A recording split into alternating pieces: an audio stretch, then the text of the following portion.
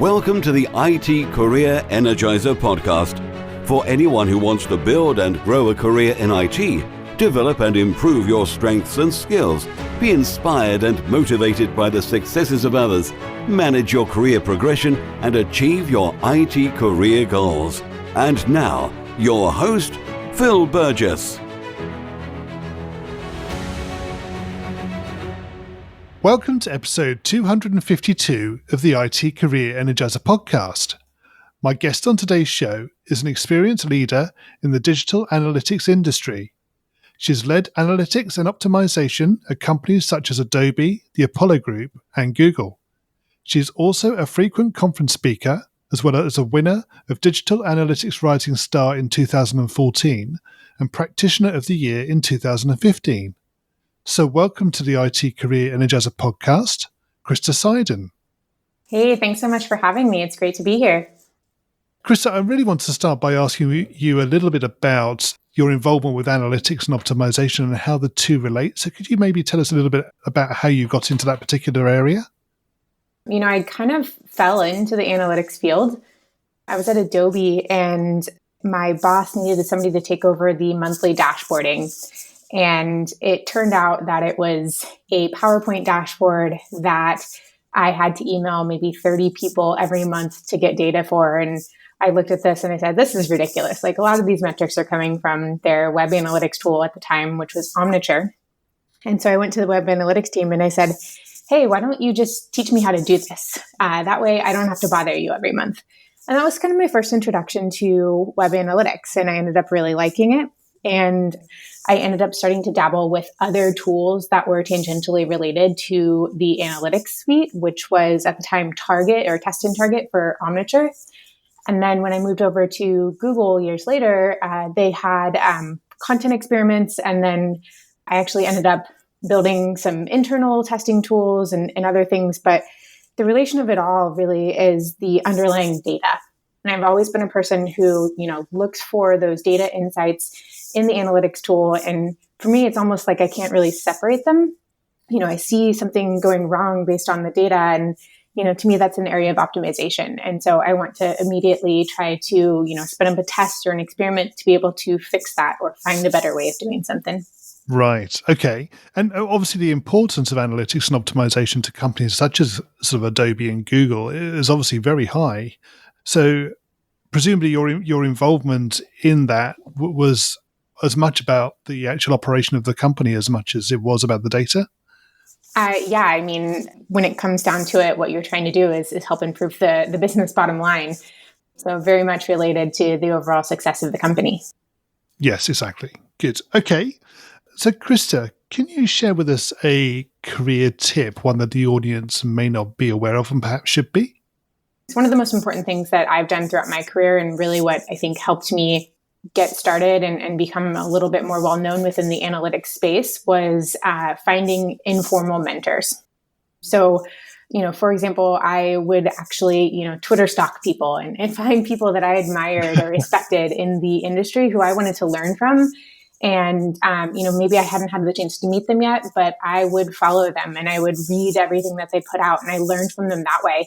And then later on, when I did have the chance to meet them, not only did I have, things to talk about because I knew what they were passionate about, but, I could relate and express my gratitude for them helping to get my career off the ground. So I think finding those informal mentors is so very important and something that people don't always think about, because when we talk about mentorship, I think people often will think about, more of a formal mentor, but they don't even have to know they're being a mentor to you for, that you to be able to learn from someone. I think you're right in terms of the fact that you can identify people that you feel provide the sort of the view or the information that you're interested in and follow them in that respect and use them as a virtual mentor as opposed to, as you say, being directly in contact with them. Mm-hmm. Krista, can you share with us your worst IT career moments and what you learned from that experience? Yes. So I will never forget this one. Back when I was at Google, my first role at Google, I was building and running an analytics and optimization team for what was then called the enterprise group. It's now the G Suite and the cloud group. So all of the business lines that are helping to use Google products for businesses. And I was running an experiment that I was really excited about. It was just a CTA test on the main CTA on the Google Apps for Business website, now the G Suite website. And they used to have a CTA that said, start free trial. And my gut said, well, I think free and trial might have like negative connotations.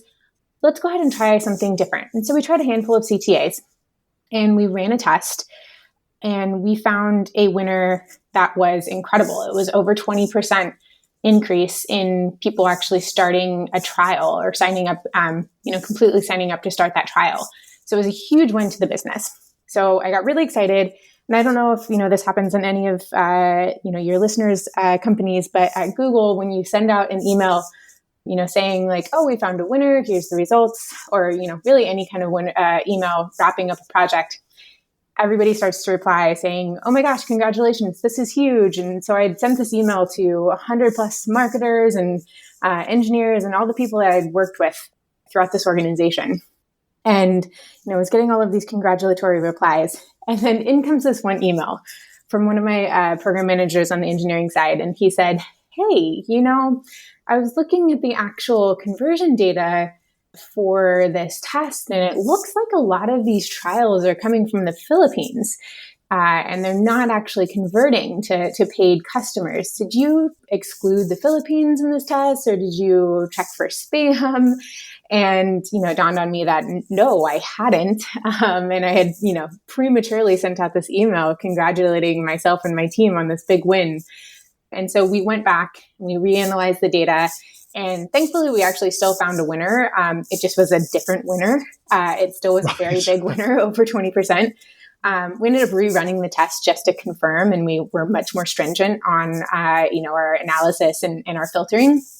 But I had to go back and, tail between my legs, send out this email saying like, oops, sorry, everyone. I told you it was this one thing, but actually it's this other. And, for me, and especially at that time in my career, it was a very embarrassing moment to a lot of senior people at Google. So I will never forget that one. I'm sure, yes. So what did you particularly learn from that? Is there anything you took away that you now do differently? I always triple check my numbers now before I send out any sort of email letting people know what the winner is. And, throughout the rest of my time on that team, I, was very, very cautious of spam traffic and, the regions that we were launching tests in, and ensuring that we had it, set up correctly to prevent anything like that happening again. Yeah, no, that makes sense. Definitely.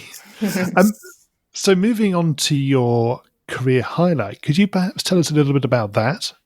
There's been a few that really stand out, but one of the ones that I like to tell people, just because I find it funny, when I back to Google again, when I first joined Google and first joined this team, the G Suite team at Google, my very first experiment that I ran, this was about 3 months into my Google career, I ran an experiment called the Simple Homepage Test.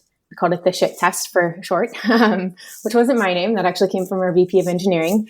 And it was a test that tried to simplify the homepage. Our VP of engineering was very adamant that he loved the Dropbox homepage, which at the time was just a simple video and a call to action. That's all it was. And he said, If they can have it this simple, we should too. We had, a homepage that had a lot of information on it. And I had exactly enough test resources that quarter to run one test. And so what I did was I worked with my developers to create a few different variations. And I did this dead simple one that just had a video and a CTA.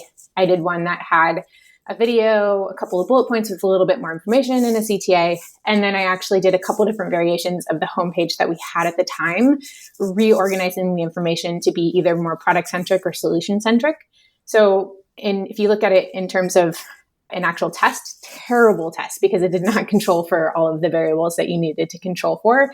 But with the limited resources, I was kind of just going all in. It was either better or it wasn't. And I wasn't necessarily going to know, what was the driving factor, but I'd have a winner. So we launched this test, and I had actually put out a voting schema to the team beforehand, had everybody vote on which one they thought was going to win. And of course, the very simple one was the leader, because, that was talked about a lot in the organization. And the two that I had added in didn't get any votes, but those were my votes. Right.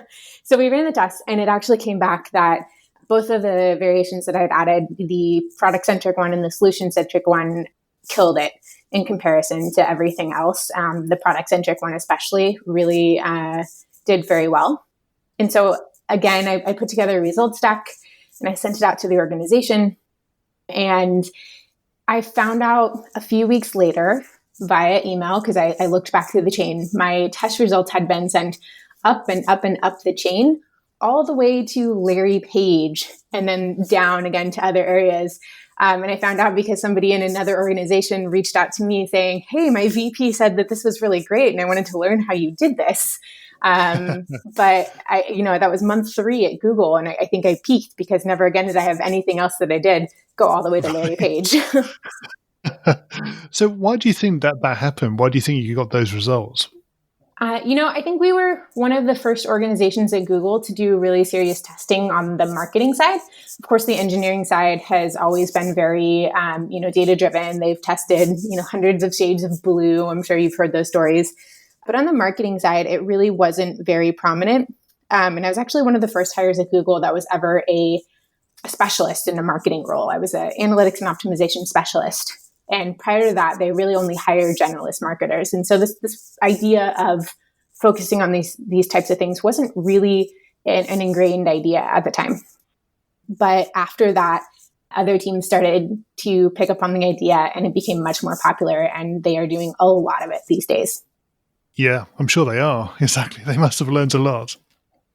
It did end up, leading to a lot of additional resources coming to my team and helped me expand the team. So that was really great. Yeah, that's a definite positive outcome for you, definitely. Mm-hmm. Okay. Krista, can you tell us what excites you about the future of the industry and careers in IT in particular? Especially in technical fields, the possibilities really are endless. New technologies, new ways of doing things are constantly emerging. So even if you weren't completely caught up or you're behind in one area, you have the opportunity to very quickly become a skilled master of a new emerging technology or area. And I think that is so unique within this field and with how quickly things change.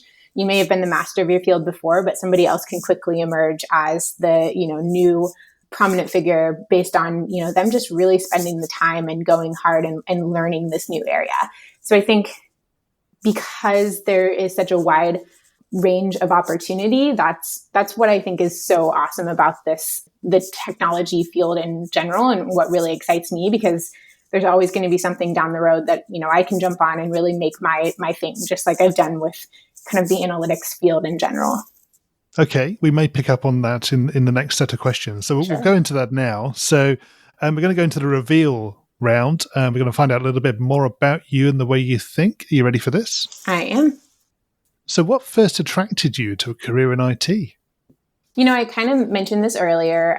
It was when I was at Adobe and I kind of fell into it, but I'll go into a little more detail. So I mentioned I was doing this PowerPoint dashboard, but I wanted to turn that around, not just pulling the web metrics myself, but also becoming more sophisticated with the actual dashboard.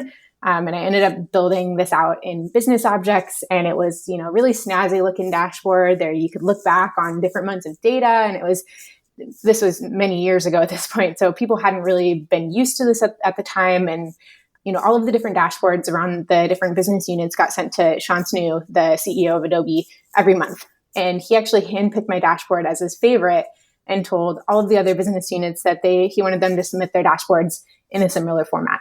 So I thought that was really cool. And I had been able to nerd out on this dashboard. And, that was something that really got me excited to continue doing things like that. And what is the best career advice you've ever received? My friend Evan, many years ago, pulled me aside at a conference and he said, hey, you need to write more. You're really talented. You know what you're doing in this field. You've written some, but you publish a blog post every other month or so. People need to get to know your work and you need to put it out there more. And I took his advice to heart and I started writing a lot more frequently. And that is, I credit that with my, my success at even getting into Google, but then becoming the evangelist for Google Analytics, because I had built a following around the analytics material that I had written. And what is the worst career advice you've ever received? This one pains me a little bit. I think it's unfortunate, but as a woman, I have been told from time to time that I'm pushy or I'm bossy. I think those are characteristics that wouldn't, necessarily be described of a man in the same position. I think I'm very passionate about what I do. When I'm digging through the data and I find an answer, I want to let people know. But I did have a boss, my actual first boss at Google, pull me aside and tell me that, the work I was doing was excellent. They had really benefited from, everything I was building, but she thought I needed to be a little bit more inclusive, a little bit less pushy with my opinion or, various things. And it just came across in a way where I felt very deflated after doing what everybody was recognizing as good work. And so I think, what I took away from that was, I think it's not necessarily fair how people perceive you in the workplace, but don't change who you are and, how you're doing things just to fit someone's idea of what you should be saying or doing. Yes, that's good advice. If you were to begin your IT career again in today's world, what would you do? I studied economics and political science in college after initially starting as a molecular and cell biology major and quickly deciding that chemistry wasn't my favorite class and dropping that. Crushed Yes. my parents' dreams of me being a doctor someday. But econ has been somewhat applicable just in terms of, the concepts you learn and the math that you have to take for that major. Political science was really my kind of fun major at the time. I guess I'm really nerdy if I'm saying that was fun. But, I think if I could do it again today, I would probably major in business and minor in CS. I don't like coding. I can do it a little bit, but I wish I could do it more. I wish I understood it a little bit better. And I think having that as a minor would have really helped me to do more of what I'm doing today. I've had to learn everything on my own as it is. And what career objectives are you currently focusing on? My focus has changed a lot in the last 6 months. So almost 7 months ago now, I actually started my own analytics consulting business.